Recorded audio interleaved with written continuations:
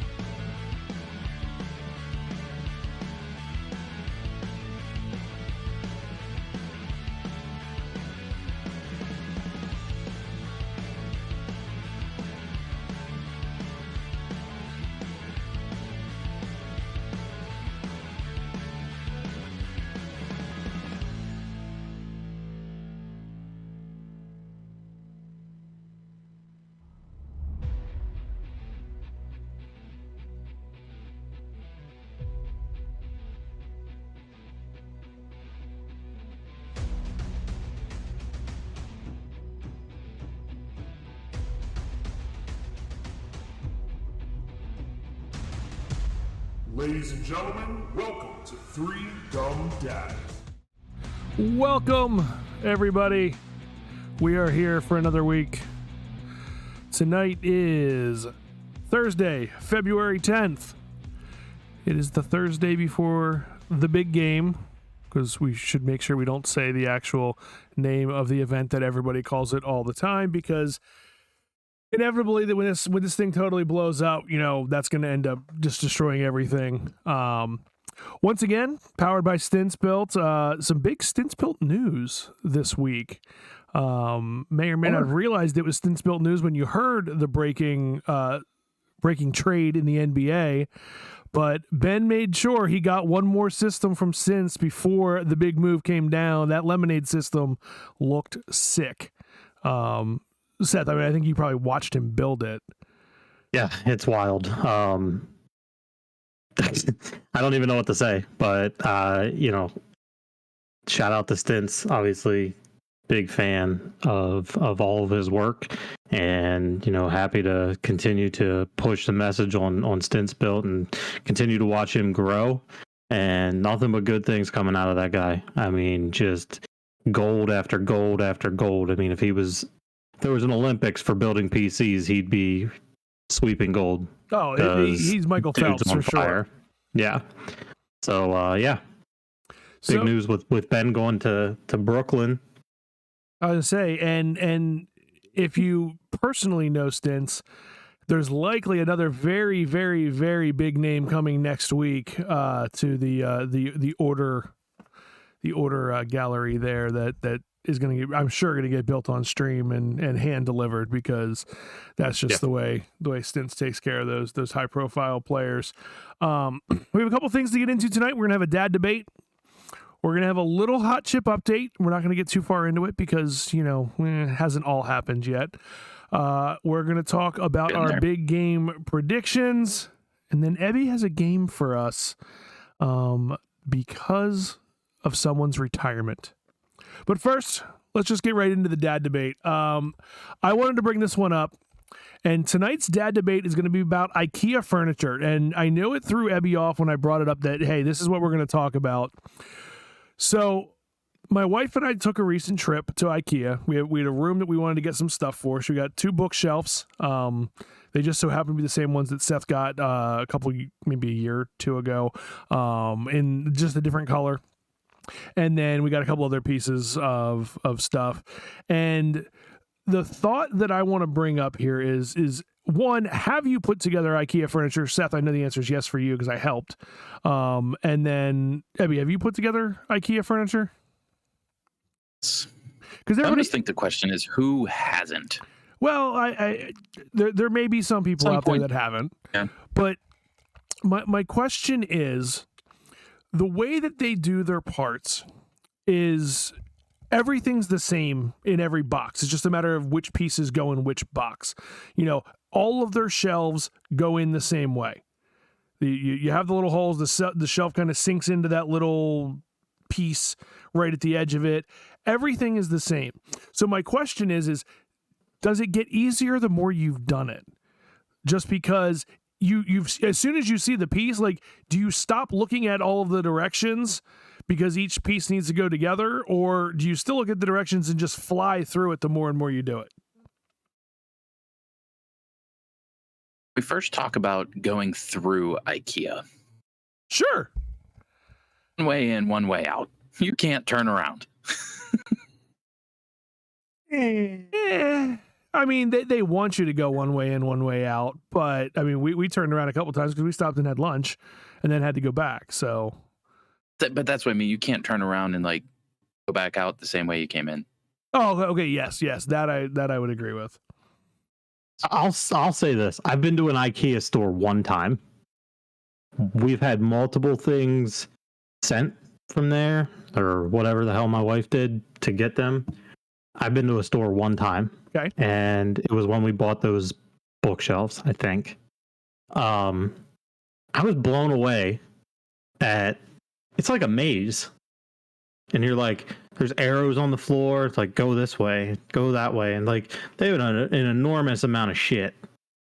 But I feel like the more that I've put stuff of theirs together, the easier it's got. But I will say that if you were to ask me to do it today, and I haven't put anything together of theirs in, I don't know, 2 years, a year and a half. Let's say it's probably a year and a half, 2 years since you got those bookshelves. I'd probably be ready to throw the shit out the door. Because it's not easy stuff. It's because of their instructions, right? And I think a lot of the companies have gotten this way. I mean, you buy something from Target, it's the same way. Everything's pictures and diagrams. What happened to reading stuff? I don't know. Maybe pictures work. Maybe that's the easiest way to do it. But I think putting anything together nowadays is just a pain in the ass. So You know what? I'm shocked. So first, realistically, anytime all three of us have built something, how many times can you honestly say you read the directions? I definitely have when we built the house that Seth got for my daughter, and 100% on the IKEA stuff, because there's too many pieces that need to go together. That's what I mean. Read the words. Oh no, As IKEA directions, you don't have words. No. Well, I think I did when I put together the Blackstone when I converted it from liquid propane to gas.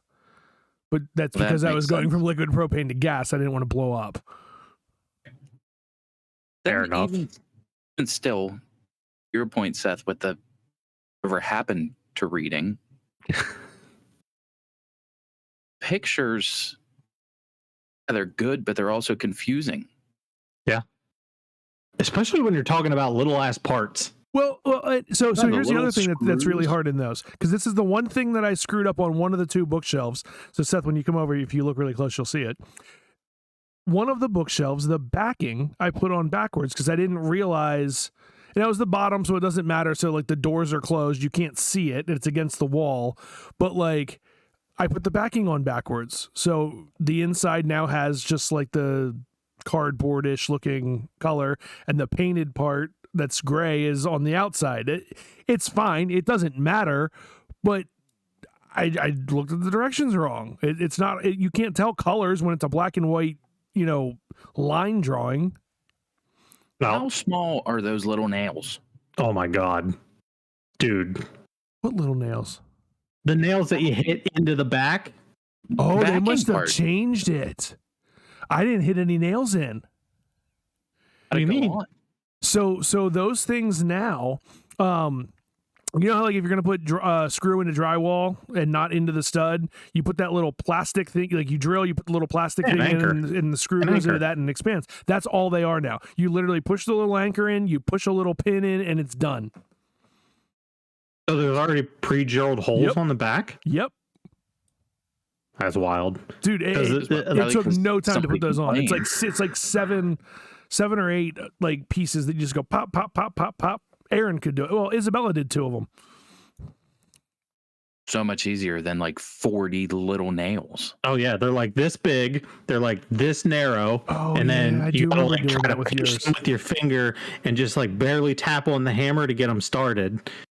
Fuck that. It's nonsense. Well, now you don't have to because they've improved the process. I hope I don't have to ever again. I don't want to get any more furniture. Well, but I will say this. When we went down there to IKEA, it kind of like you said, you have to go through all of the different areas. It is kind of cool to see how they've already set up a room and how it all goes together. And they have individual prices on everything. But like it's like, get this room for $997. And I'm like, okay. If I know I have that much space, I can make a room look just like this for less than $1,000, and it gives you the pick list. Here's the stuff. Here's what aisles it's in. Go have fun. Here's a little piece of paper. Couldn't imagine putting together an entire room of IKEA furniture. Ugh. Like that sounds like something that you would use to torture people. I put together 2 bookshelves and a little window box thing for the front room where Aaron's office is. So the only real furniture that's in there was the sofa desk that she uses as like a desk and a chair.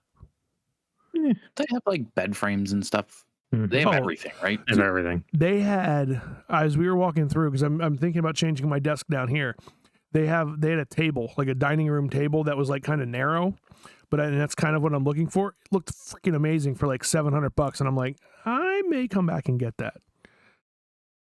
Because that's the thing. All of their stuff is very well made. It's solid when you put it together. It's a pain in the ass to put together, but once it's together, it ain't moving.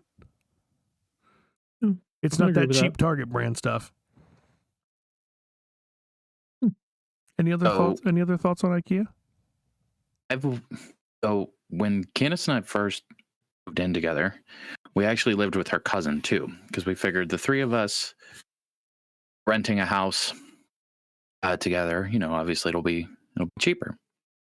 So we got all this IKEA furniture. She put it together one day. Then she came out of her room with like a sandwich baggie, like still full of like screws and dowel rods, leftover shit. Oh jeez. It was like, it's a lot of leftover stuff. Like usually, they give you like 2 extra screws in case you lose one. He said, no, it's all extra. I was like, oh, okay. How soon did it fall apart? Well, when she moved out and moved in with her boyfriend, that's when it all fell apart. So you tried to pick it up? It up to move it. Yeah, like you went to like pick up the top of the dresser and like the whole thing just came right off. Oh, geez. It's like, oh man, that bag of parts that you said was extra? Do you still have that somewhere? You might need it now. I think you're missing a whole top of screws. That's I guess all in all, IKEA furniture, it like you said, it's not bad. It's just the pain in the ass of it together. I agree. For sure. So speaking of pains in the ass, this surprisingly wasn't. I've done my hot chip challenge. We Segue. the video eventually just like appeared on Seth's phone. He recorded the entire thing. I think you had what, about 30? It's about 35-minute video, probably, right? 27, I think. Okay, I knew it was somewhere around a half hour. I went. Oh no, I guess I shouldn't. Should I give details? I mean, I don't care. It's up to you. I'll just tell you this. I was very underwhelmed and disappointed. Like, very disappointed. I guess that's the question. Is the hype? I mean, I guess this answer would be different for everybody, but Yes. was the hype? I'll tell you right for now. you? Like, was it? And Seth will probably agree because he watched me do it. I went into a different zone when it hit. So like it for everybody else, there was probably not a whole lot of like, oh my God, that's hilarious. No. I was internally screaming and like literally just trying to like Play it cool. not even necessarily play it cool. It was I had to go to like a different part of my brain and go, this isn't really happening. This is eventually going to go away. Just don't breathe. Don't talk. Just sit here and take it, and you're not going to give up. And especially when it was probably about, I'm going to say 3.5 to 4 minutes in, because that was the first time they were like, no, you got to wait till at least 5 minutes. And I'm like, I'm waiting. I don't even know what I said. I want to get at least to 5 minutes or so. I said something totally smart as it hurt as I said it, but it was. I'm focused on that right now. And then I got to 5, and I was like, okay, fine. I'm gonna make it to 10. Then I got to 10, and I was like, okay, maybe this isn't as bad as I thought. Maybe I can make it to 30. And then at that point, I just kept on going. And I don't want to reveal exactly how long I went before I got food, because a little bit of a competition in me there. So Ebby, it's on you to try to last longer. I gotta say though, like, there was a period of time where I was like, all right, like, he's only gonna be able to stay tough for so long, right? Because I've seen the videos, I've seen people freak out. And it just kept going, and I was like, this is boring. Like, I'm sure it sucked for him, right? Like, I'm sure that it was miserable, but like, from like third person perspective, I'm just sitting there like, come on, like, start crying or like start screaming, like, that it really hurts. It never happened.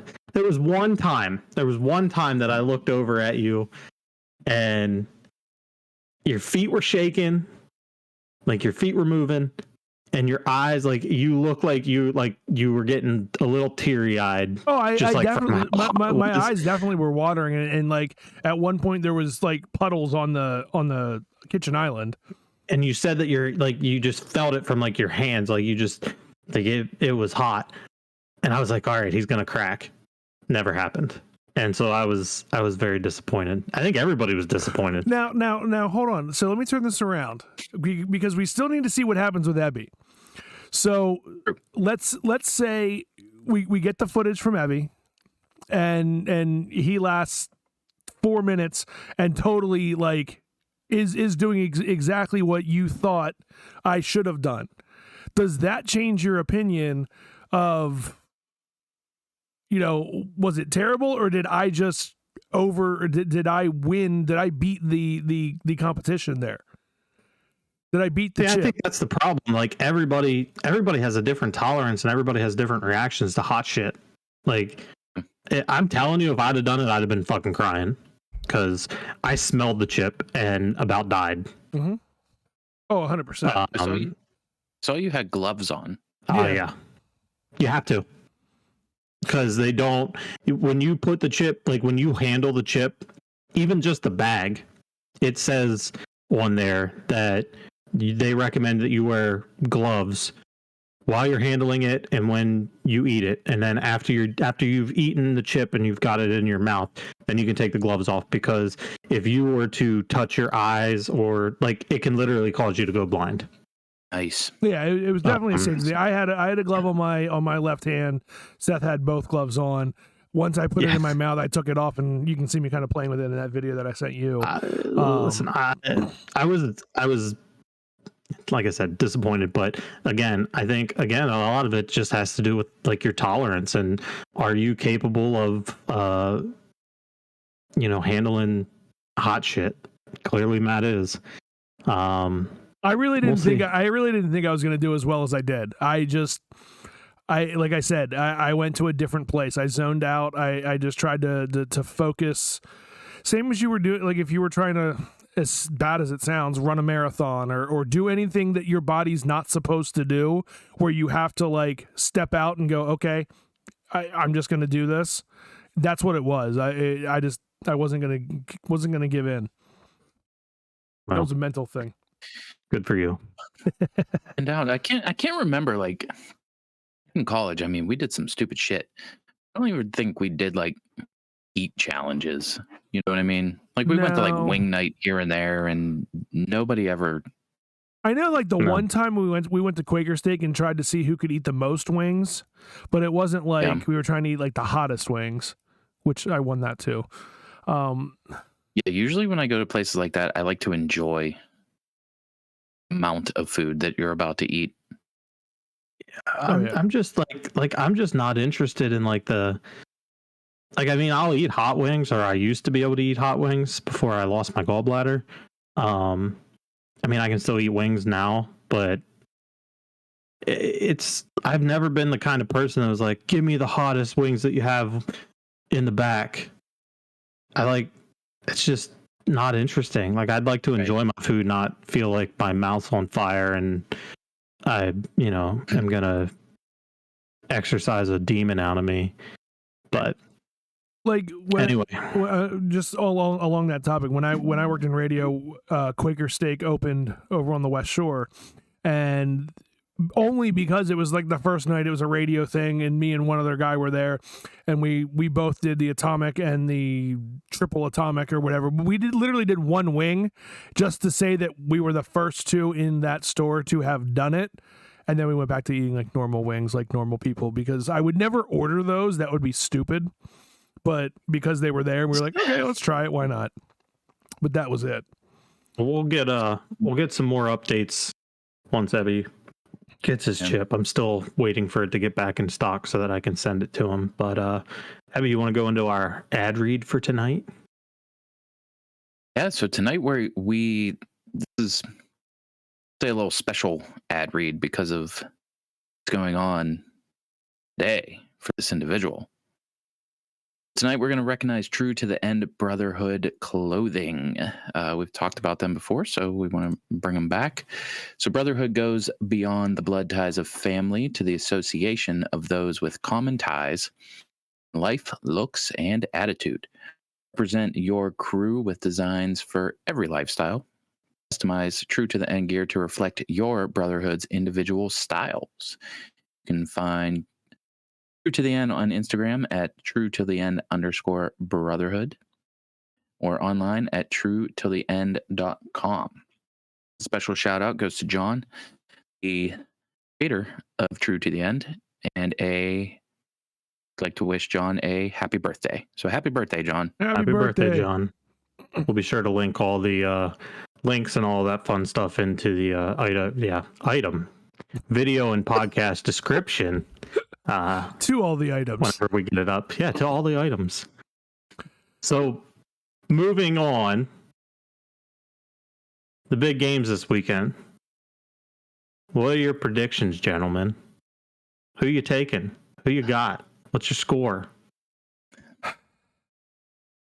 So, I have gone back and forth 1,000 times on this. I've decided I'm gonna make the bold prediction rather than what is probably the safer prediction, but I'm gonna give it with a caveat, kind of. As long as the Bengals can hold the defensive line, because I'm not worried about the rest of the defensive line of the Rams in check. 34-31, game-winning field goal to end the game, and he literally, and the kicker is going to look at Burrow and go, "We just won the Super Bowl. Go out, kick it, and walk off." I like it. I mean, that would be fitting for the way basically these entire playoffs have gone. Agreed. I have thought about it as well. My heart really doesn't care who wins, because I'd love to see Stafford get one after all those terrible years in Detroit. I also wouldn't mind seeing Cincinnati win it. Like, a lot of people out here, like Steeler fans, are like, "Oh, how can you root for Cincinnati? They're in our division." I'm like, they're a good team, good, young, talented team. Like, why wouldn't you want to see somebody different win the Super Bowl? Yeah. So I'm liking the Bengals. I've liked them in the beginning. Score, I mean, things could be a shootout easily. No, we'll say 27-20.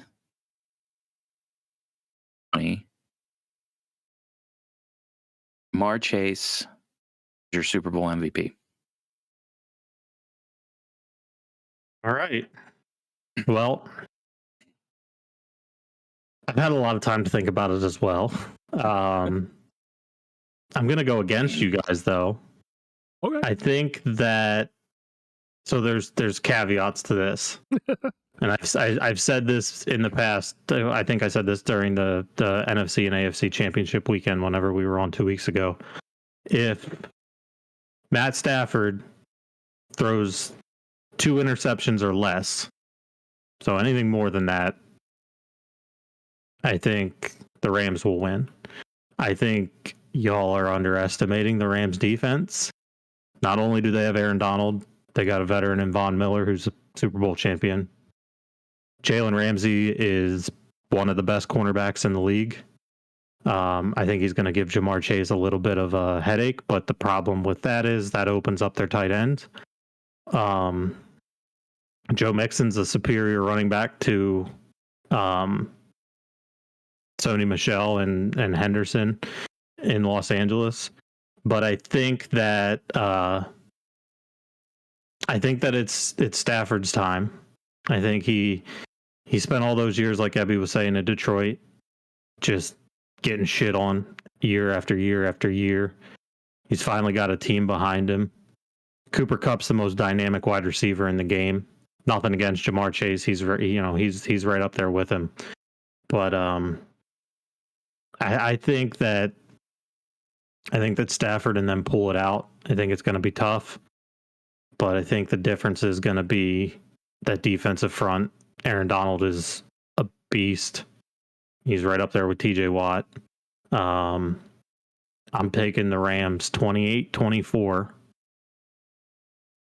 Cooper Kupp is your Super Bowl MVP with 3 touchdowns.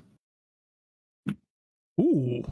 That's just hold on. Let that sink in for a second. That was a nice little bold add-on at the very end there. Cooper Kupp 3 touchdowns. That's He's been dynamite this whole season, man. Like I know, I had him. That's the only reason I stayed where I was. He has the ability to single-handedly change the game. And, I mean, he can easily go streaking down the field and score a 75-yard touchdown right off the first possession. So I wouldn't be shocked to see a couple of those types of plays from him. I think the Rams have more bigger plays than the Bengals do. Nothing against Joe Burrow. I think he's an elite quarterback, and he's going to do a lot of good for the Bengals organization as the years go by. But I just don't think this year's his year. I think he'll have more opportunities, though. Oh, for sure.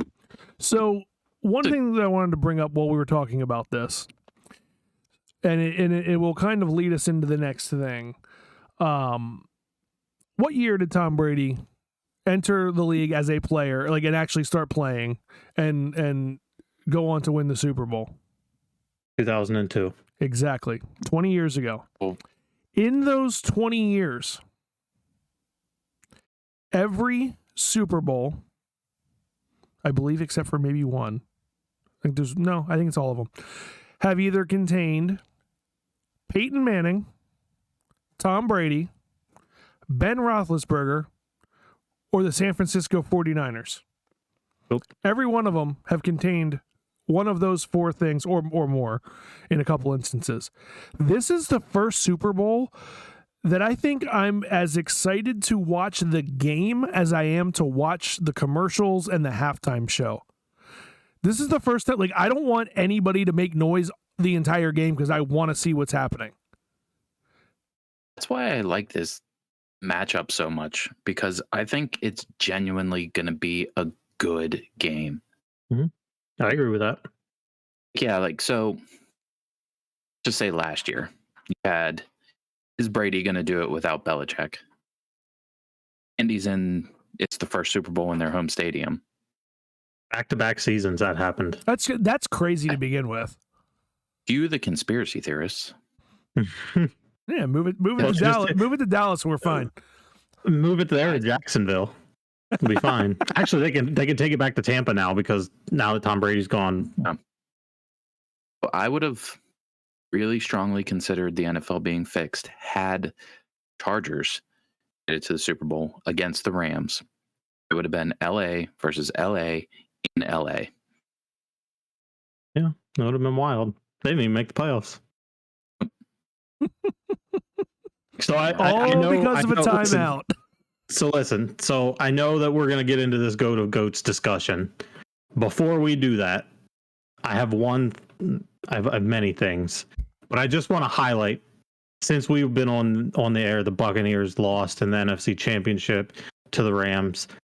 Brady's retired, and then he said he didn't make the decision, and then he finally retired, ending his historic career. I've gathered some things, because we could talk all day about the accomplishments that this guy had, and regardless of your opinion on him, Deflategate and the Tuck rule, all that bullshit that has gone on in the years, a lot of it is, I hate the Patriots. I'm so sick of seeing the Patriots. I get it. I was there. I was one of them, because I think everybody just gets sick of hearing about it every once in a while. But there's no denying the fact is the guy is, without a doubt, the greatest football player of all time. And anybody who debates that's a retard. Sorry, I shouldn't have said that word. Jesus. Go again. I'll edit it out. Anybody who debates this is off their rocker. So I just want to read through a couple of these things, because I just found this fascinating.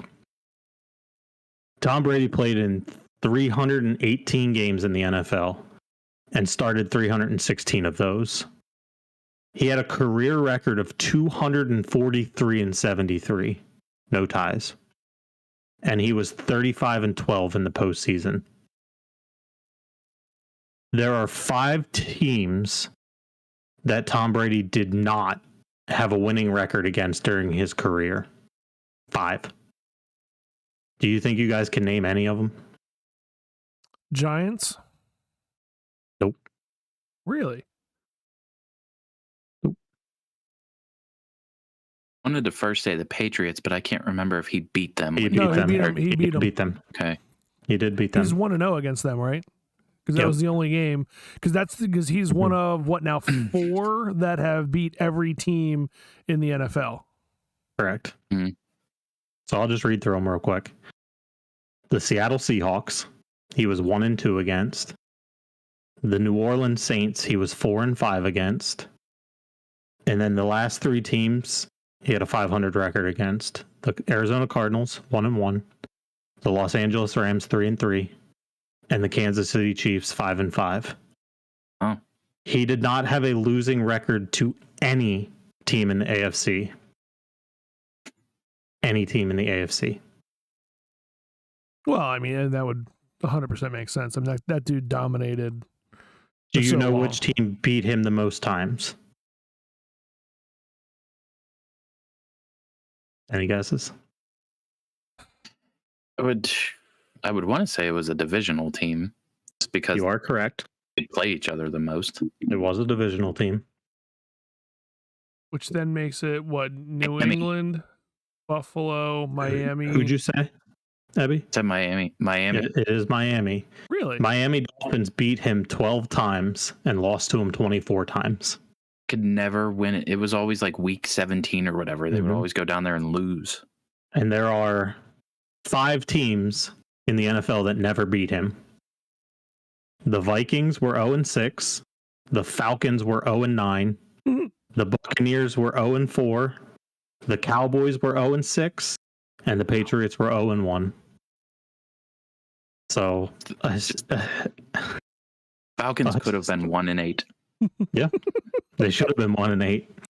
Just a historic career for Doesn't this matter guy. what happens, that comes up in conversation no matter what. Sorry, Falcons fans. Right. Regardless of everybody's viewpoints on him and all the drama and shit that surrounded him for his, I want to say, entire career, because it really was his entire career. There's no denying that the fact that the guy was incredible. I think we'll all look back on this and realize that, you know, we really got to witness possibly the greatest player of all time. That could stand for a really long time. Oh, 100%. So without further ado, I'm going to let Ebby kind of roll into his segment. Wow. To throw one more thing in there, how do you throw more touchdowns in your 40s than you do your 20s? Pretty wild. Pretty wild. So, great segue to the little game that we have. It's called the Goat of Goats. What I'm going to do is I'm going to throw just some like categories at you guys. And I want to hear what you think is the GOAT of that category. Okay. Now, some of these could spark a tiny little debate, which well and good. That's what we're here for. Anyone in chat, feel free to play along. Throw your notes up there. Also, we could take this list and throw it up on social media just to see what everybody else thinks. We put up our answers. We can. We put up our answers. We can do whatever the hell we want. It's true. It's a free country.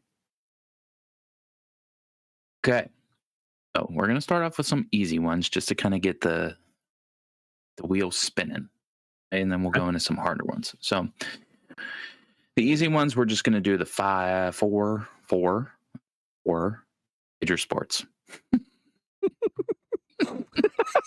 5, 4. I don't know the numbers anymore. Or Okay. baseball. Barry Bonds. I still go back to Babe Ruth. So I wrote down Barry Bonds. And me, I had some time to actually think about these. You guys are all just kind of winging it. Yeah. I wrote down Barry Bonds and I just put after his name, Feared. True. You know, there is no. I think the biggest thing with Bonds is that, you know, at one point the dude had more intentional walks in one season than some teams have had the entire length of their time in the major leagues. Oh, for sure. For sure. I mean, the season he hit 73 home runs. Yes. He was intentionally walked over 200 times. Yeah. And he still hit that many home runs. I mean, listen, the steroid era happened. Anybody who denies it is, you know, whatever, but it's just a part of the game. It was a part of the game during that time. Everybody was doing it, and if you weren't doing it, you know, good for you, but it was just the way of life back then. If Obviously, things have changed. If you still have a problem with that era of baseball and looking at Bonds and McGuire and Sosa and all of those players the same as anybody else, go read Jose Canseco's book and then get back to me. That book will think it's immediately turn it around. It's like you're sitting on the couch having this conversation just like this, having a beer and talking about baseball. It will change your opinion of that entire era and just how it worked. So, I mean, to me, I'm not saying Bonds is the GOAT of baseball only because has nothing to do with the steroid era or anything of that. I mean, to me, he's probably the greatest hitter of all time. Just both sides of the ball. Back in the day, nobody did it. That's why I went with Babe Ruth. I actually think if he continues, the guy we saw last year that is doing it from both sides again could become the greatest of all time. But obviously, it's too early to call it.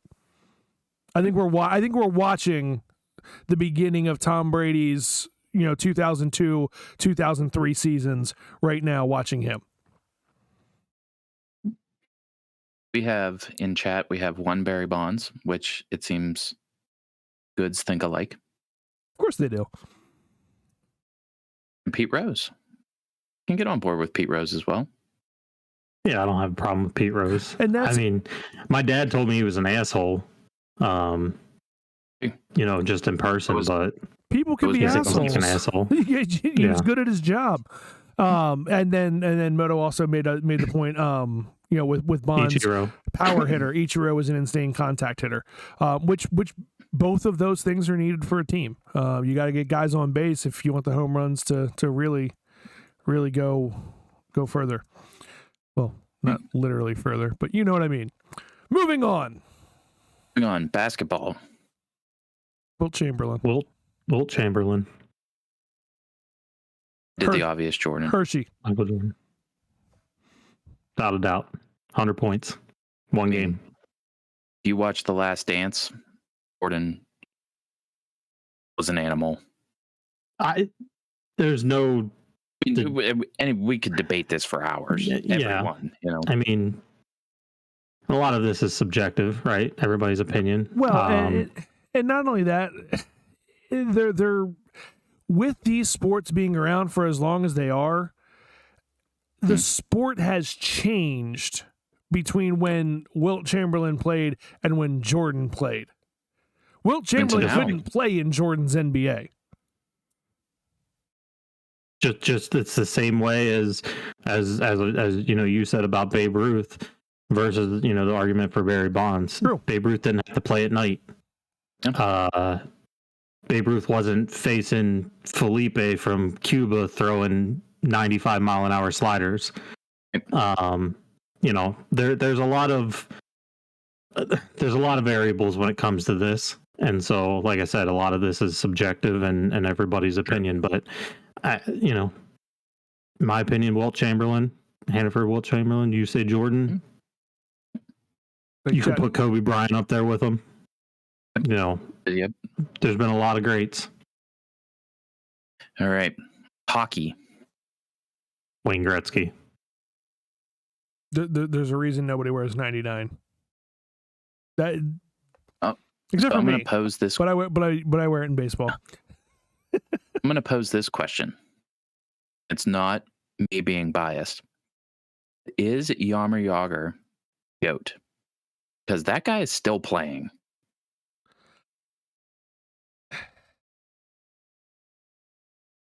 Here's how I would. Sorry, I didn't mean to cut you off, Seth, but I just thought of probably the best way to.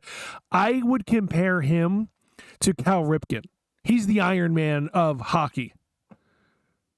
Yeah, I mean, I give it to him. The dude's still playing hockey. I don't look at him as a GOAT. I look at him as a insanely incredible athlete that has continued to play. I think he's top 20. I don't think of him as even close to the top 5. I would put the argument between... I would give you more of an argument towards Lemieux. I think Lemieux had a chance to be as good as Gretzky, if not be as good as Gretzky. had he not dealt with injuries and health issues over his career. But I just don't think that there's any. I mean, the records are never going to be touched ever. No. Somebody has a better chance of breaking Cal Ripken's Ironman streak in baseball than they do of touching Wayne Gretzky's record. And Cal Ripken's consecutive games played streak is never going to be touched because baseball players take the day off because their toe hurts. You're just never going to see it again. Like it's just never going to happen. So, and we could, like I said, we could do hours of. I get it though. Listen, Yager was phenomenal to watch. Great. You know, I think that, you know, being a Penguins fan, you got to throw him into the conversation. Top 20, top 15. I mean, I'll say, I'm a huge Penguin. Even I have a Yager jersey. Even I have a Yager jersey. Happens to be orange, but that's okay. That was his only mistake as a player. Okay, last one of the easy ones, which I'm sure we can all agree on. Football player? Brady. Yeah. And it's not even close. No. I think there's Brady. Why? there's Brady and there's, you know, everybody else. I would say number 2, probably Manning. Oh yeah, 100%. Would be the next. Nobody. Those two. And what's funny is maybe on a different team, we would be having a different conversation about Tony Romo, because now when you watch him break down plays before they happen, you know he was making those reads, you know, before his plays. He just didn't necessarily have the players around him. Those guys can break down every aspect and know what every person on the field is doing before they do it. And nobody did it better than Brady. Manning was a very, very, very close second. Want to see Brady breakdown film? Go watch the 30 for 30 on the Tuck Rule that just came out. Watch the entire thing of Man in the Arena. I gotta like get on him, that, hate him, whatever. Man in the Arena is awesome. The content in there is great. Watch it. And so I'm going to probably take an unpopular stance on this, because I know I've seen a lot of people say that they like Romo. I can't fucking stand the guy. I wish the CBS broadcasters were put on mute for the entire, actually all of the broadcasters, CBS, NBC, and well, I guess Fox isn't that bad, but ESPN. The only thing I'll only watch Monday Night Football if it's Peyton and Eli from now on, because they're the most entertaining duo in sports broadcasting. No questions asked. I think Tony Romo's a jackass. I really do. I mean, yeah, you know what's going to happen. I expect you're a fucking quarterback in the NFL. You should have known what was happening. You don't get there without being able to read a defense and have an idea. If you want to watch somebody do it, when Peyton Manning and Eli talk through, and Peyton does it more than Eli. Eli's kind of there for the jokes and shit at the butt end of every joke. But the way the way Peyton talks through the way that the defenses are set up and how he's able to read and how he was able to, you know, call audibles and stuff. I just think that, you know, Peyton's, you know, way better than Romo. But that's just my opinion. Again, it's probably unpopular. I know a lot of people that like Tony Romo and like listening to him, but I can't stand him. Probably because he was a Cowboy. I would rather listen to Romo than Aikman. Oh my God, yes. Yeah, I agree with that. I agree with that. Especially after like the crying about which game he got in the playoffs this year. Oh, how do these hosers from the Cowboys get these jobs? Like, there's way more talent out there. There's way more talent. They're America's team. That's a good point. Rather listen to anyone than Collinsworth. Well, yeah, that's a given. Like that, yeah, that's. I don't even think that's a discussion. See, that's another one. Go ahead and watch his football life. You might have a little more respect for the guy. No. I don't have any respect for that jackass. I don't want to hear him. He might be a great person. I just don't want to listen to him broadcast the game. Oh, better mute the Super Bowl. I plan on it. Fantastic. Right, now we're going into what could be the harder ones. Okay. Oh. Ice cream. Goat of goats. Did you say ice cream? Ice cream? Ice cream. Ooh.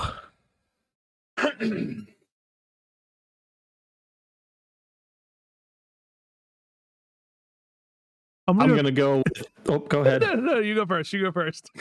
I'm gonna go with cookies and cream. Oh, damn it. Why didn't I go first? One. That's what I was. I think it's the cookies and cream. undeniable. Now I was debating back and forth between cookies and cream and chocolate mint chip, but chocolate mint chip can sometimes be a little too much. Cookies and You mean cream mint is chocolate always going to chip? be perfect. You mean mint chocolate chip? Not Yeah. I think that's chocolate what he mint means. chip? Yeah, I think that's what he means. Turkey Hill. Sorry. Chocolate mint chip. I think it's cookies and cream. This is great for me. Oh, mine's kind of like a tie between butter pecan and cookie dough. I'm gonna give the tie Hold on. cookie dough. Chocolate mint chip. Sorry, Actually, Choco Choco. mint chip. You're- That's Oh, what again. that's what was in my head. It exists. mint chocolate chip. So I'm giving the edge to cookie dough just because I feel like cookie dough is available in more places. If I go to Dairy Queen, I'm gonna get cookie dough. I can't get butter pecan. Moto says if I wanted mint, I'd go brush my teeth. Cookies and cream all the way. And Pops is saying peanut butter. Peanut butter's good. It is good. Peanut butter's damn good. Oh yeah, little peanut butter ripple. Yeah. Let's go. All right. Right. Cereal.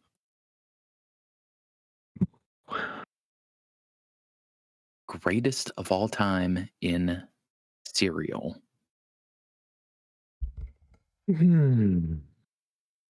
don't know. I honestly didn't think like the thought process would be so deep on some of these. I mean, I think the one that comes first is Lucky Charms. Solid. I'm gonna say Fruity Pebbles. Ugh. Also a good choice. I have a box of those up in our pantry. Moto says Cinnamon Toast Crunch. That's a solid pick right there. Yes, it is. I'm going with Captain Crunch. That's a Any of them. classic. I mean, rip up the roof of your mouth, but it's a classic. Good. I was also thinking Frosted Flakes. So That is classic. another class. I mean, Mm. yeah, man, I don't eat enough cereal. Right? All right. With food, we're going to go with lunch meat. Turkey. Turkey, and it's not even close. Honey ham. Honey ham. I like a little honey ham. Going with Isley's chipped ham. I think that's just a Pittsburgh thing. It is so good, We've chipped ham out here too. We know what you're talking about. but not Isley's. Whatever. It's chipped ham. Mm. I'm a turkey fan.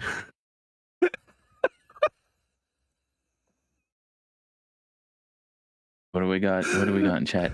Ham, and don't call Don't me call honey, me- coach. Don't worry, Moto. I won't call you honey. Okay. A lot of. I didn't realize how many food things I put down. Well, maybe you were All right. hungry. Fast food joint.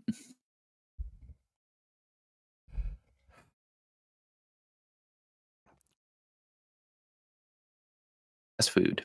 Greatest of all time? This is hard. Jeez, like I go a couple different Went with- directions. Like Went with Wendy's. you're pretty much always gonna get solid food at Wendy's. It's wild because, like, we don't really eat fast food unless you want to consider, like, Chipotle fast food. Yeah, if we consider Chipotle fast food, then that's my vote. And I would consider that fast. All right. Basically, so let's just clarify. Fast food is anything that you typically don't sit down in the restaurant and order food and then it's brought to you. It's you go to the register and take it away. Right. Or something that has a drive-through. Chick-fil-A is a solid choice as well. Yeah, except for I always want it on Sunday, which then takes it off of the GOAT rating. You just need to plan your days better. Well, you know what? That's my only day off. I'm gonna go Thursdays. Huh? You're off on Thursdays, and they're open Thursday. Oh, this is true. I'm just always busy that day. I really don't know what to pick. I mean, Taco Bell is where, like, if I'm just gonna pick something, I'm gonna go to Taco Bell. Taco Bell's legit. Good one. I think Taco Bell, I have to like mentally prepare my insides. I have to do that pretty much with anywhere I eat. So I'm not only laughing at you, I'm laughing at the comment in chat. Tom Brady only played 3 days a week and he's the GOAT. Chick-fil-A gets a day off. Okay, fair enough. Still going Taco Bell. Okay. It's a good one. Right. TV show. Game of Thrones.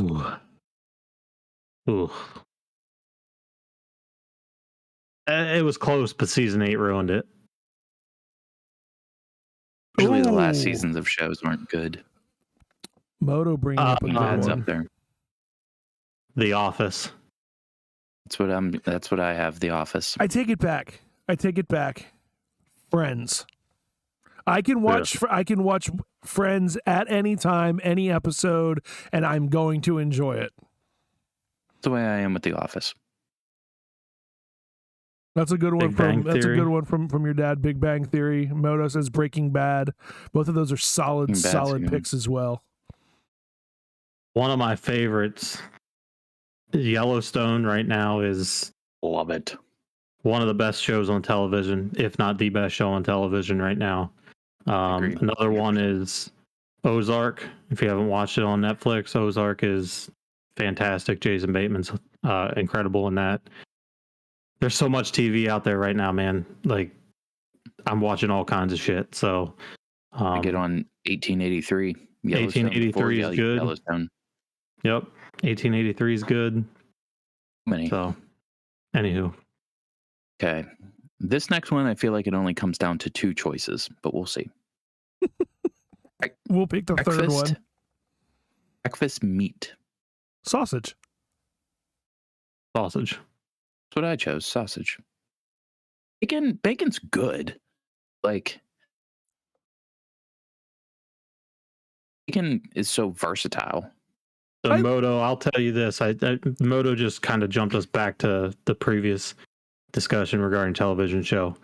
Yellowstone is fantastic. You can watch all 3. You can watch seasons 1 through 3 on Peacock right now. Season 4 you can only watch on the Paramount Network. You have to stream it on the Paramount Network or Hulu. You can watch it on there. It's not yet on Peacock, but season 4 is done. Season 5 is confirmed. I believe they're going to start shooting this summer or early fall.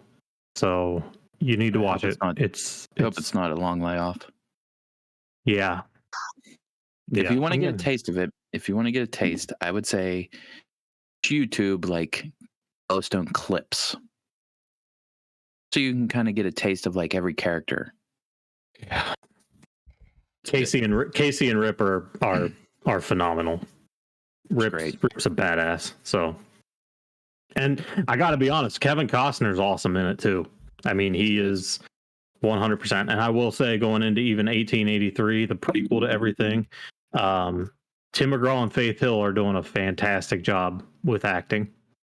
If you didn't know that they're actors, I mean, Tim McGraw was obviously in a couple of big time movies, but him and his wife are doing great things with that show. So, and Sam Elliott's in it, so classic. It's a GOAT right there. Yeah. True. All right, moving on. All right, snack food.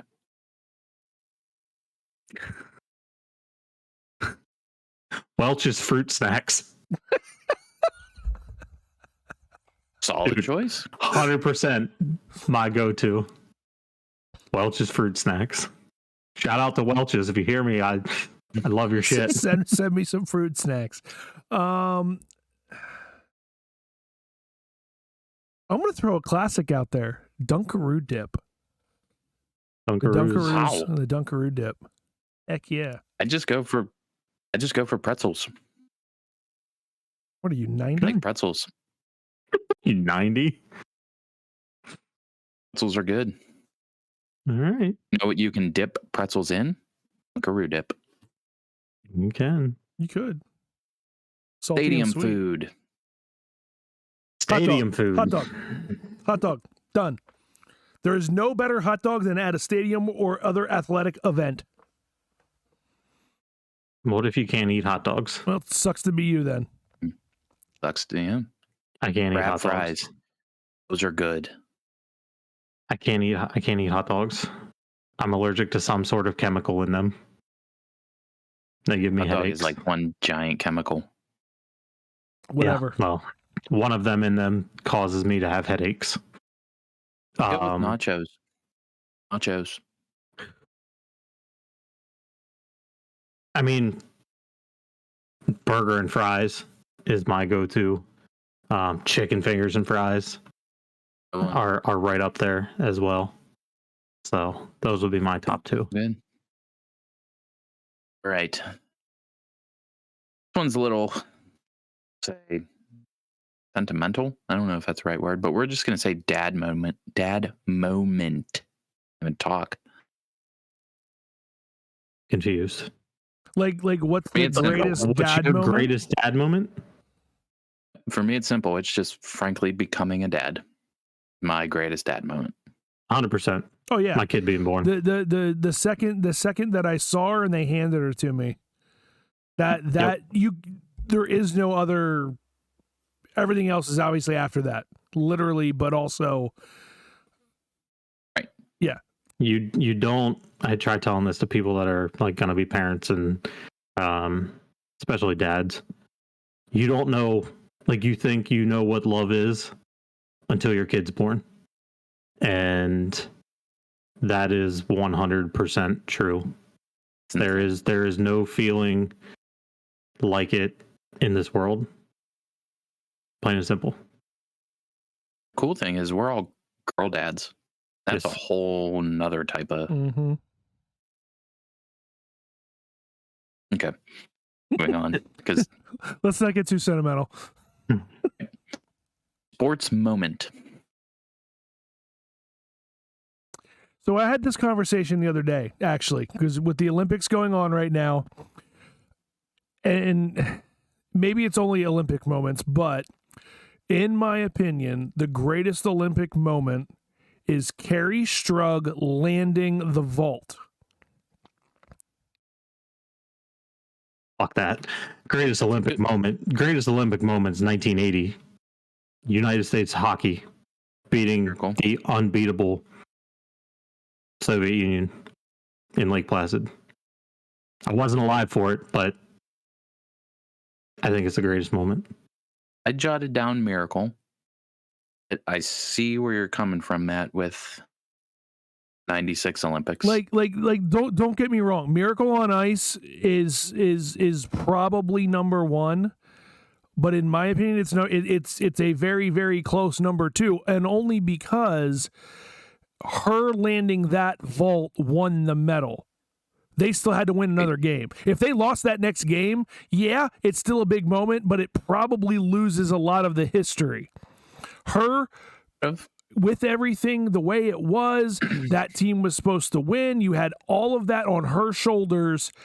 That land, the look on her face, like, and maybe it's because I was there and I remember it. Like I remember watching it and just being so excited for that event. That to me was the biggest. Sports is supposed to be overcoming things you're not supposed to do. I get it. Miracle on Ice did that. she did it individually. Fair point. Let's not forget about men's curling team 4 years ago, which they're on right now.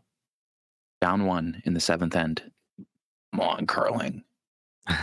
I wish there was a place closer to here to curl. I want to learn to curl. Seems so fun. Anyways. How about let me ask you this then? If everybody was talking Olympic moments, right? Let's do non-Olympic moments. Non-Olympic moment? I think non-Olympic moment, the greatest achievement that I've ever witnessed is Cal Ripken breaking the Ironman record. Just seeing that game was incredible. Non-Olympic moment. No, that's tough. One thing that comes to my head is the Diamondbacks beating the Yankees. Luis Gonzalez hits that little blooper. Let me ask this, just to kind of to put a piece on it. So, if we're talking moment, are we talking a single play, or are we talking like, oh, they won that game and got whatever done, like they weren't supposed to do XYZ? Because in my head, it's because you could go to the Red Sox coming back from down 3-0 or in the series, and that having never been done after the massive drought after trading Babe Ruth, like that. I'll never pick anything Red Sox or Yankees, so fuck those two teams. But I mean that to argument. me, like that's a big time thing, but that's not a moment. That's the way a series played out. Like individual moment, one of the greatest ones that I remember as like an Eagles fan, obviously, is the Philly special play, but also if you go back a couple years before that, Deshaun Jackson against the punt return. Yes, the punt return. That moment stands out. That is one of the greatest plays that football's ever seen. Single play. Immaculate reception. Yep. I mean, the list could go on and well, on. You had an almost second immaculate reception this year, where the ball got batted, the offensive lineman grabbed it and ran 30 yards down the field. He damn near scored. He caught it with his fingertips, ball almost on the ground. It's insane. Look at the moment. These athletes. The Giants at Super Bowl when, what was it, David Terrell caught it on his helmet and the ball didn't touch the ground. Yep. So many. Right. WWE superstar. Taker. Yeah, I don't think there's anybody. Taker. Say Stone Cold. It's because in that era, he basically single-handedly put that company on his back. Drove it right into the Attitude Era, which at that time saved the company. True. And Undertaker is a solid. I mean, you could go back to the guys like Ric Flair and Hulk Hogan and that whole era that built it. that built it. But I don't think anybody's lasted as long in the same role as Taker has. Taker has taken everything thrown at him and just sits back up. Time to go. I'll say this.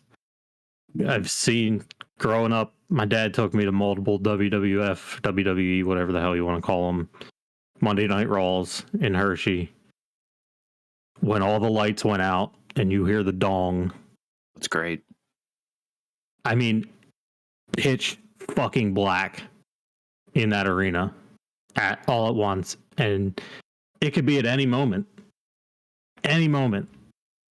that it just goes out. That shit gave you chills. Oh yeah, your hair stands on end. So, I mean, I think, Undertaker is 100% the choice. But I agree. I think Stone Cold is right there with him. I don't think that there was a badder ass guy at the time. You could even throw The Rock in there. I think, he helped propel them a little bit. He's just a great person, I think, altogether. But oh yeah. This one is up your guys' alley with Theo Game.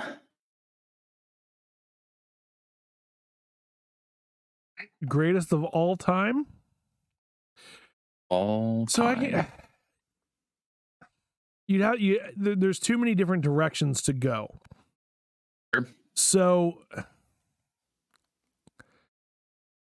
greatest console changed the game would have to be GoldenEye 007 on N64.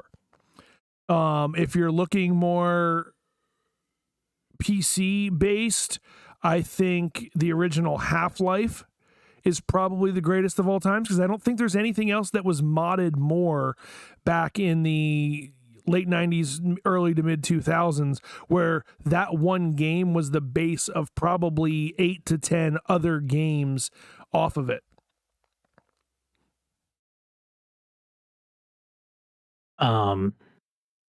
Modern games, GTA 3 was a completely, it transformed gaming, in my opinion, to something that we've never seen before.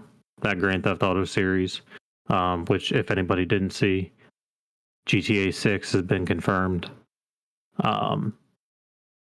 I think the Madden football series has completely changed sports. I actually saw a tweet, if you want to talk about how long Tom Brady's been in the league. Oh my God. Oh yeah. What he looked like in 2000, Madden 02 versus Madden 22. Well, didn't they have him in NCAA? Probably. That Ebby and I used to play. But just seeing the change in graphics over those 20 years is phenomenal. But not only that, what you can do inside those games now. You don't just play. No, they're all owner. I mean, they're all, these sports engines, and I mean, all of that stuff is AI, and AI has come a long way. From a development perspective, any game that gets any sort of traction nowadays, I mean, just the amount of hours that go into some of these games. I played Red Dead Redemption 2 a couple years ago, and I just, like, the amount of time to build these worlds is just has to be inundating. But if you want to talk, revolutionary, going back to Pong and Miss Pac-Man and,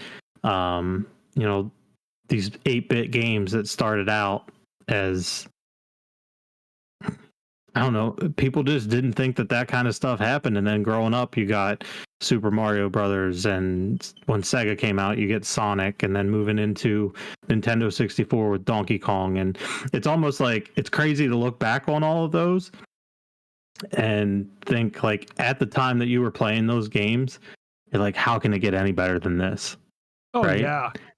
And then, like, you think about, when you played on Nintendo or Sega Genesis, like, you couldn't save anything, so you had to pause it and hope nobody turned it off. And then, the introductions of memory cards. The memory cards were in the N64 controllers, I think. PlayStation had the slot for the memory card. You could save games. Like, that was revolutionary at the time. To where now you've got systems that have a terabyte worth of storage space on the actual console games. And then, PCs, you can put as many terabytes into a PC as you want. My dad's PC has 8 terabyte hard drive for all of his movies. Like, it's just, it's mind-boggling the amount of technology, the amount of change that technology has gone through in our lifetime is something it's wild. It's wild, the stuff. I mean, look at what we're doing. We're literally broadcasting from 3 different places simultaneously to a variety of people that are watching us. in real time. Oh my gosh, yeah. Yeah, I mean, well, just think about the music, the 8-bit music from Mario. Not like skipping past Pong and all of that, but there was music throughout the game in Mario. Moving just to and only pulling as far forward as Tony Hawk Pro Skater. You had pop bands Soundtracks.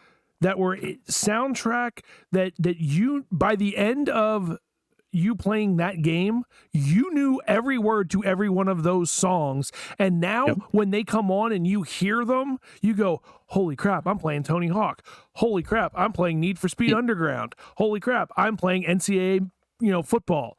Because you heard those songs, because there was only maybe 12. And you heard those 12 songs over and over and over and over and over again. Yep. I went with Mario just because of being a classic. Nothing wrong with that. Oh, yeah. Nothing wrong. So we did a little segment on this months ago. Warm-up song. Ugh.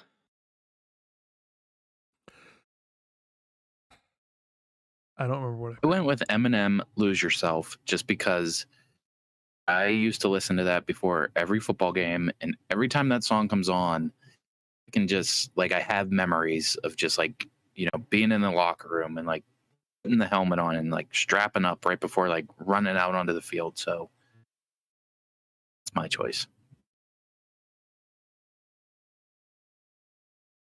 Matt? So I went back to our podcast playlist because I wanted to look to see what I picked before, which was Serious by the Alan Parsons Project. And while that's a good stadium warm-up thing, that's not like a me warm-up. If I need to get in a zone and I need to get hype, the first song that I'm throwing on is Rob Zombie's Dragula. I don't know what it is about it. That was the song in high school for football. It's game time. Let's go. Solid. In the chat, Dreams and Nightmares by Meek Mill. Nice one. I like it. Thunderstruck. Hell's Bells is a good one too there in chat. Bells is good. I'm trying to think of Sirius is up there. Alan Parsons Project. I don't know, man. This is a tough one because there's so many good ones. Sure. I mean, I think we covered a lot of this. Lose Yourself is huge. I'm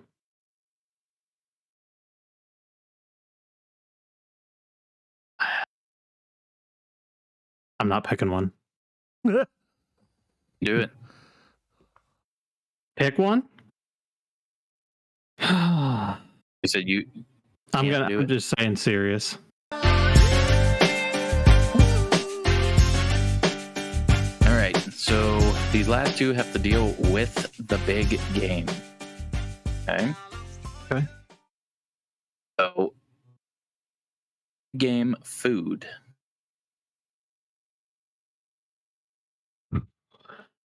Wings. Wings and beer. Because I like wings and beer. Just to be different, buffalo chicken dip and beer. There you go. And pizza. And in the last- Pizza. That's a great throw in there, Moto. Pizza. Can't go wrong with pizza. Last one. Which Super Bowl? Greatest of all time.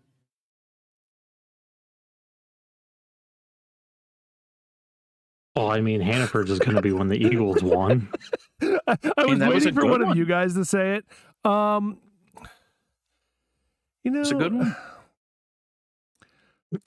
Greatest Super Bowl of all time.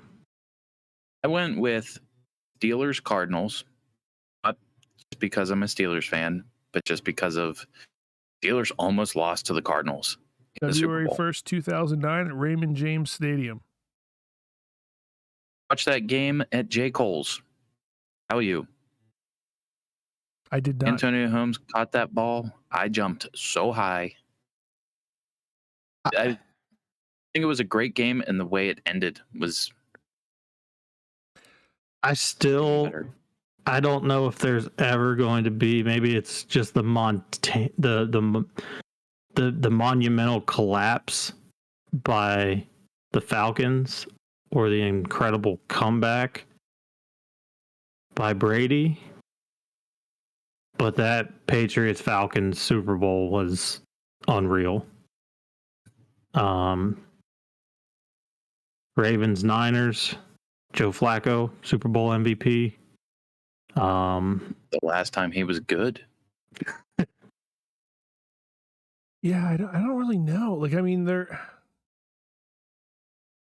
obviously, like, for me personally, the Eagles is the greatest one because I got to finally see one, and it was also the first Super Bowl after my daughter was born. So the first season they win, I'm going, sweet, awesome. You know, she's never until the second season has she ever experienced a loss for the Eagles in the playoffs. But you know, obviously that was short lived. I get it. The collapse of Atlanta definitely has to be up there. I'm just gonna go out on a limb and I'm gonna say Sundays may be the greatest of all time before we even see it. Because I think this is going to be a knockdown, drag out, last second field goal.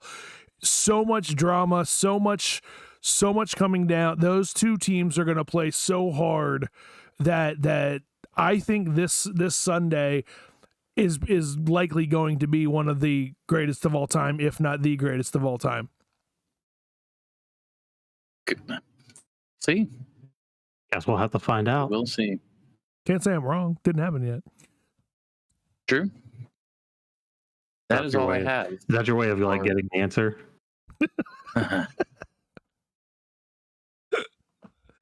Oh, that's funny. That is all I have for. All right, so I got a couple that I thought of. Okay, let's go. Let's go. Greatest halftime show. Red Hot Chili Peppers and was it Bruno? Bruno Mars. Yeah, Bruno Mars. That one's got to be one of the top. Bruno Mars was phenomenal. Prince was good. And to answer chat real quick, will Snoop smoke during the halftime show? The answer is yes. Yeah, 100%. There's no doubt. 100% yes. Well, he might not do it on stage, but he will do it before. Okay. This could be one of the greatest halftime shows. Could be a big flop too. Just be prepared. I think here's what this year's halftime show is going to come down to one thing in my mind. If they play classic songs, the ones we all want them to play, it will be fantastic. I don't know how they're going to do part of it. Some of the language is not TV appropriate.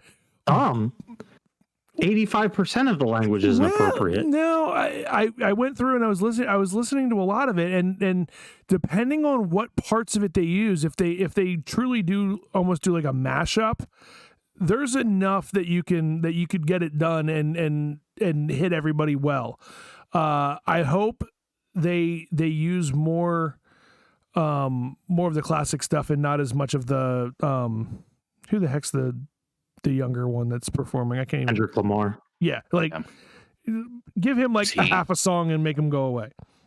I hope they roll in like a lowrider with hydraulics. And Tupac. Tupac's got to be there. What? He was at Coachella. Why can't he be there? I mean, you can do the hologram. Whatever. How can you do California Love in California? Oh, yeah, they have to. I'm interested. So here's one for you guys and for chat. What song opens the halftime show? It'd be California Love. This thing's going back to Cali. That Biggie. I have no idea. That would be a good one. LL Cool J. Really? Yeah. No. Look on your screen. It is. Really? Nothing but a G thing. Gin and juice. It was. I think that one right there, Lose Yourself. It starts I out. don't see Eminem opening it. I don't. I see Snoop and Dr. Dre opening it. Surprise Cats, Tupac and Biggie. A minute. Oh, going back to Cali. I mean, Biggie got killed in LA, so going back to Cali is Biggie. Looked up the lyrics. Biggie. Still all right. Dre. What's your next one? I'm Seth? trying. Greatest of all time stadium. Stadium? It can be any venue.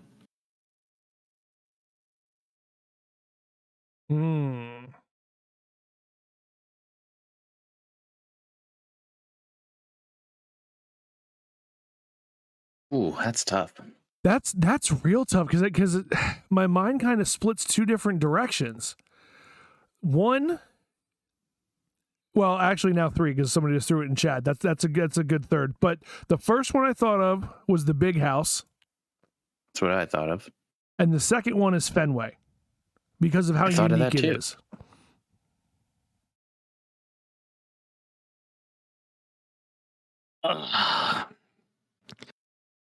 So Fenway's cool. I was only like 9 years old. I was only like 9 years old when I was there.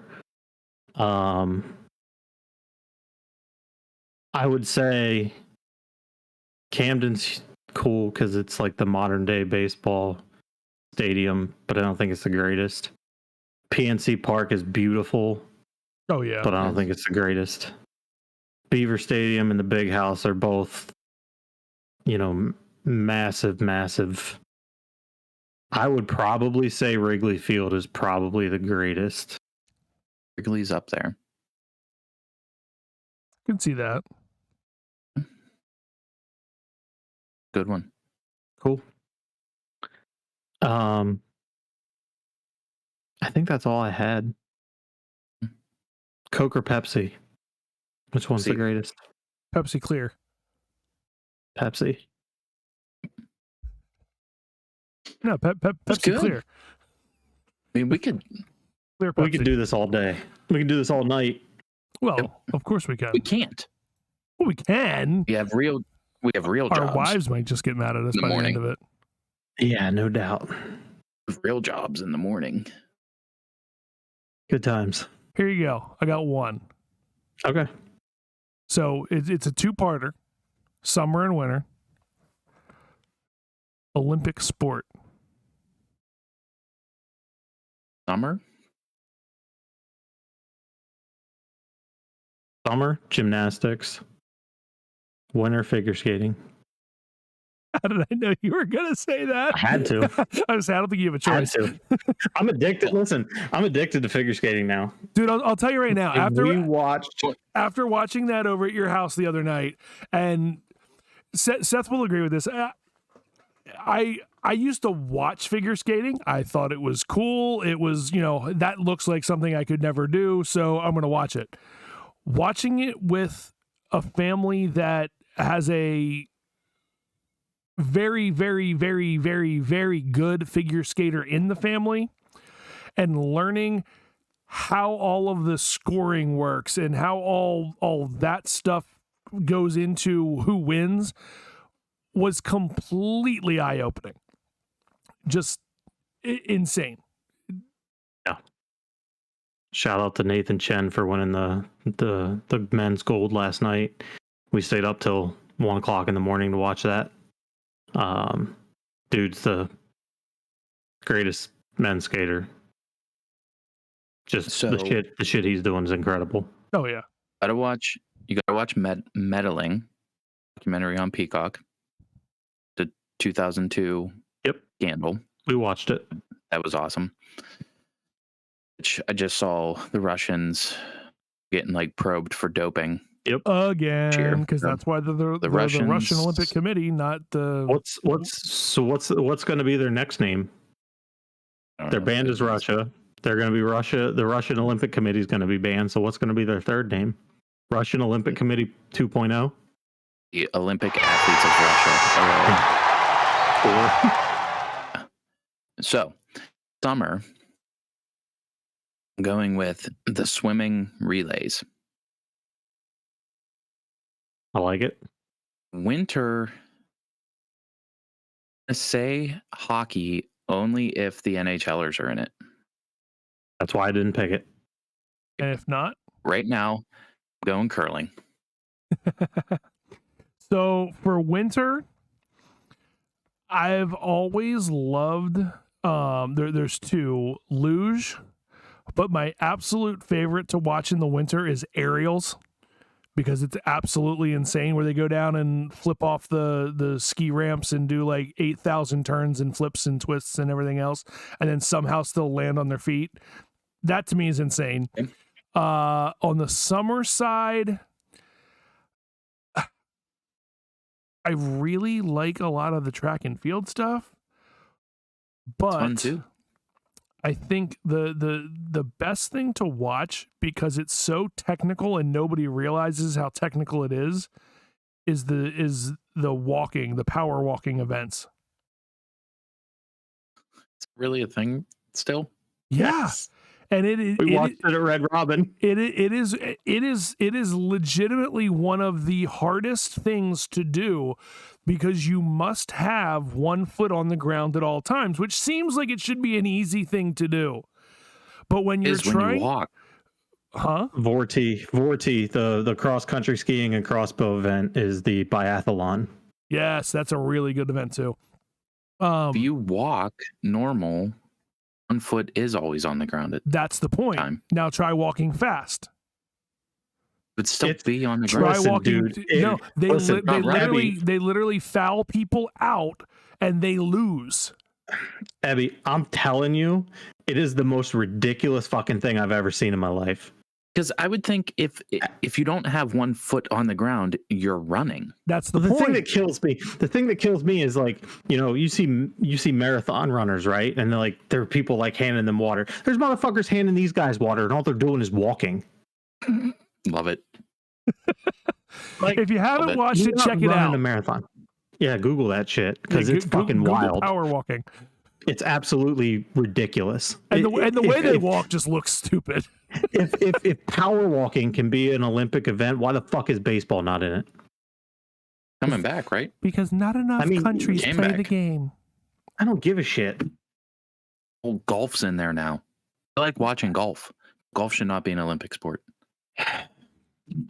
No. Before you know it, cornhole's going to be in there. But hey, like Gordy Cornhole's said, in the Summer Jamaica Olympics, I'm is out. back. Jamaica's Jamaica back, does have a bobsled team. and they damn well better have an egg. See what happens. 7-7. Curling. Ooh, curling's getting The ninth exciting. end. Get to watch the end of The it. ninth end. We have one more end.